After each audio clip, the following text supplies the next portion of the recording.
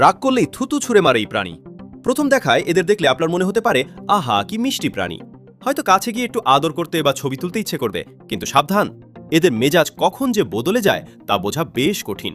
আর একবার যদি বিরক্ত হয়ে যায় তাহলে মুহূর্তের মধ্যেই আপনার দিকে ছুড়ে দিতে পারে দুর্গন্ধযুক্ত এক দলা থুতু।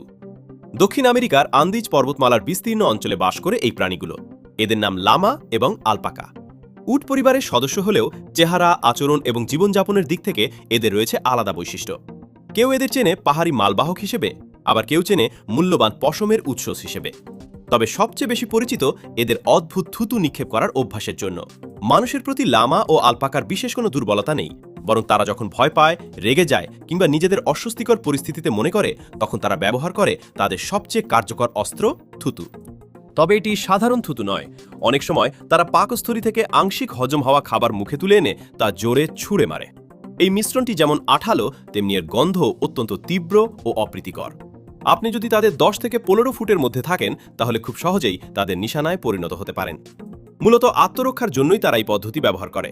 তবে শুধু শত্রুর বিরুদ্ধেই নয়, নিজেদের মধ্যেও খাবার নিয়ে প্রতিযোগিতা বা আধিপত্য প্রতিষ্ঠার সময় তারা একে অপরের দিকে থুতু নিক্ষেপ করে। মজার বিষয় হলো, আলপাকারা সাধারণত শান্ত, নম্র এবং কিছুটা লাজুক স্বভাবের। অন্যদিকে লামারা তুলনামূলক বেশি সাহসী ও আক্রমণাত্মক। এই কারণেই দক্ষিণ আমেরিকার অনেক খামারি আলপাকার পালের সঙ্গে একটি বা দুটি লামা রাখেন। সেখানে লামা কার্যত দেহরক্ষীর ভূমিকা পালন করে।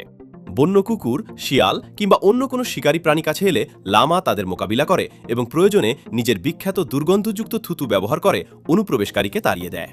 আলপাকা মূলত পালন করা হয় তার অত্যন্ত মূল্যবান পশমের জন্য। এদের পশম খুবই নরম, হালকা এবং টেকসই। এই পশম থেকে তৈরি হয় উচ্চমানের সোয়েটার, স্কার্ফ, কম্বল এবং বিভিন্ন বিলাসবহুল পোশাক। অন্যদিকে দক্ষিণ আমেরিকার বিভিন্ন অঞ্চলে লামার মাংস বেশ জনপ্রিয়। উচ্চ প্রোটিন সমৃদ্ধ এই মাংস অনেক রেস্তোরাঁয় স্টেক হিসেবে পরিবেশন করা হয়। এটি পূর্ণবয়স্ক লামার উচ্চতা প্রায় 6 ফুট পর্যন্ত হতে পারে এবং ওজন পৌঁছাতে পারে প্রায় 200 কিলোগ্রাম পর্যন্ত। দুর্গম পাহাড়ি অঞ্চলে যেখানে কোনো যানবাহন পৌঁছাতে পারে না, সেখানে লামাই হয়ে ওঠে মানুষের নির্ভরযোগ্য সঙ্গী। এরা অনায়াসে 50 থেকে 60 কিলোগ্রাম পর্যন্ত মালপত্র বহন করে খাড়া পাহাড়ি পথ অতিক্রম করতে পারে। তাদের সহনশীলতা অনেকটা উটের মতোই শক্তিশালী, যা কঠিন পরিবেশে টিকে থাকতে সাহায্য করে।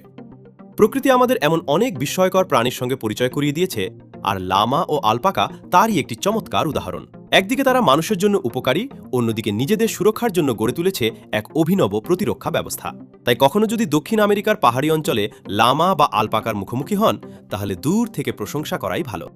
কারণ আপনার সামান্য বাড়তি উৎসাহ হয়তো তাদের মেজাজ খারাপ করে দিতে পারে। আর তখন আপনার স্মৃতিতে রয়ে যাবে এক দুর্গন্ধময় অভিজ্ঞতা, যা সহজে ভুলতে পারবেন না।